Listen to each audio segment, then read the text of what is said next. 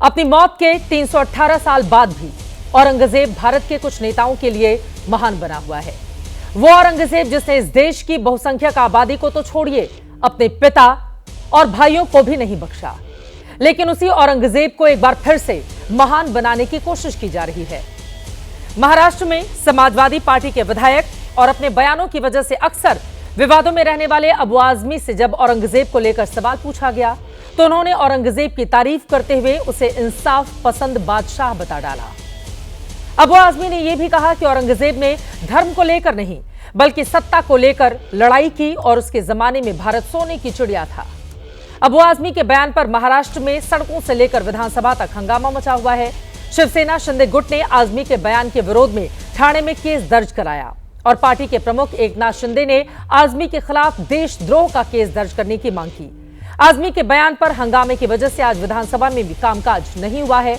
हंगामे के बाद बैकफुट पर आए अबू आजमी ने अपना बयान वापस ले लिया, लेकिन यह भी कहा कि उन्होंने कुछ गलत तो नहीं कहा बल्कि इतिहास में जो लिखा था उन्हीं बातों को दोहराया है।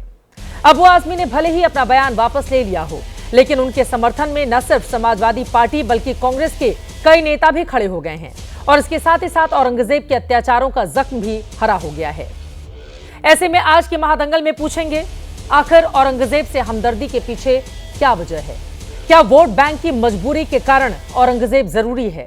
औरंगजेब को लेकर कितने इतिहास? सवाल यह भी है कि जो अबू आजमी कहते हैं कि औरंगजेब ने धर्म नहीं बल्कि सत्ता की वजह से युद्ध किया, वो ये भूल जाते हैं कि औरंगजेब ने हिंदुओं पर जजिया कर लगाया था, कई मंदिरों को तोड़ा था, धर्म नहीं बदलने पर छत्रपति संभाजी महाराज और गुरु तेग बहादुर की हत्या कर दी थी।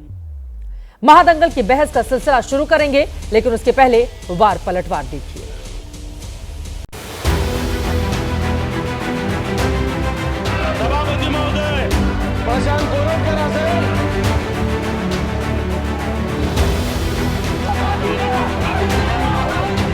औरंगजेब रहमतुल्लाह अलैह ने बहुत सारी मंदिरें बनवाई हैं।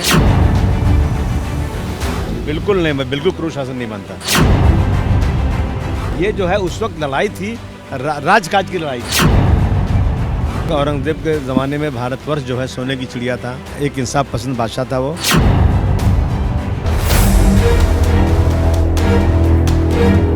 राष्ट्र पुरुषों का अपमान करना ये बहुत बड़ा गुनाह है, इसलिए उन्होंने तुरंत माफी मांगनी चाहिए, उनके ऊपर देशद्रोह का कलम लगाना चाहिए। अभी पहले तो ये अबू आजमी का ठिकाना लगा दो। डिप्टी सीएम जो महाराष्ट्र के हैं उनको इतिहास की जानकारी नहीं। अबू हासिम का कोई ऐसा बयान नहीं रहा है जिसकी निंदा की जाए। समाजवादी पार्टी के अंदर क्रूर शासक, मुगल शासक औरंगजेब की आत्मा प्रवेश कर गई।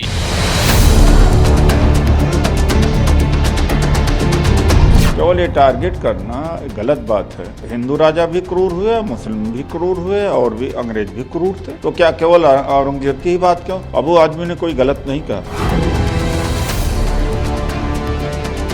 दूसरे से बड़ा मुगले आजम बनाने के लिए यह पगले आजम बनने की तरफ जा रहे, वोट बैंक का या दीवानापन, पागलपन की तरफ जा रहे। क्यों नफरत के बीज आप यहाँ बोना चाह रहे हैं?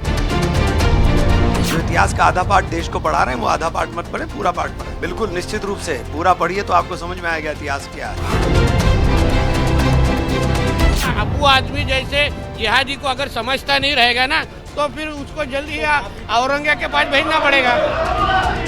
सभागृहाचं कामकाज 15 मिनिटांसाठी तहकूब करीत आहे। जो हिस्टोरियन बोलेंगे वही तो मैं जानता हूँ। मैंने उसी बात को दोहरा दिया।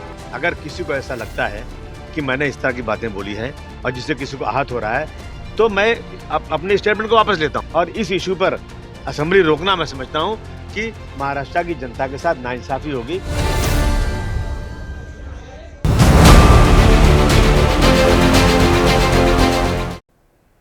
कई ऐसे नेता रहे जो औरंगजेब के पीछे खड़े दिखाई दिए। औरंगजेब से ये सियासी प्रेम के पीछे की वजह क्या है? कई ऐसे सवाल हैं जिसको लेकर महादंगल में चर्चा करने वाले हैं, लेकिन उसके पहले काशी कॉरिडोर के उद्घाटन के मौके पर प्रधानमंत्री नरेंद्र मोदी ने औरंगजेब को लेकर क्या कुछ कहा था, उसे आपको जरूर सुनना चाहिए। उसके बाद चर्चा में आगे बढ़ेंगे।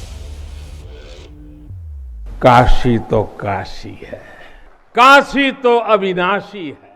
इस नगरी पर आक्रमण किए इसे ध्वस्त करने के प्रयास किए। औरंगजेब के अत्याचार के आतंक का इतिहास साक्षी है, जिसने सभ्यता को तलवार के बल पर बदलने की कोशिश की, जिसने संस्कृति को कट्टरता से कुचलने की कोशिश की, लेकिन इस देश की मिट्टी बाकी दुनिया से कुछ अलग है। इस देश की मिट्टी दुनिया की मिट्टी से अलग है और इस वजह से जब जब इस देश की मिट्टी को कुचलने का प्रयास किया गया तब तब उन तमाम शासकों को मुंहतोड़ जवाब भी इसे देश की ओर से दिया गया। प्रधानमंत्री का यह बयान काफी ज्यादा महत्वपूर्ण, कई ऐसे सवाल हैं जिसको लेकर बड़ी चर्चा करने वाले हैं। खास मेहमानों की मौजूदगी है, उनका परिचय आपसे करवा देती हूं। गौरव भाटिया जी, राष्ट्रीय प्रवक्ता भारतीय जनता पार्टी के हमारे साथ जुड़ चुके हैं।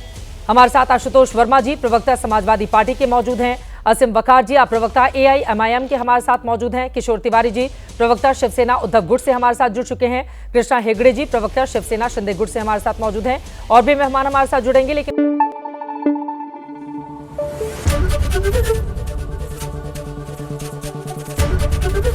ABP न्यूज आपको रखे आगे।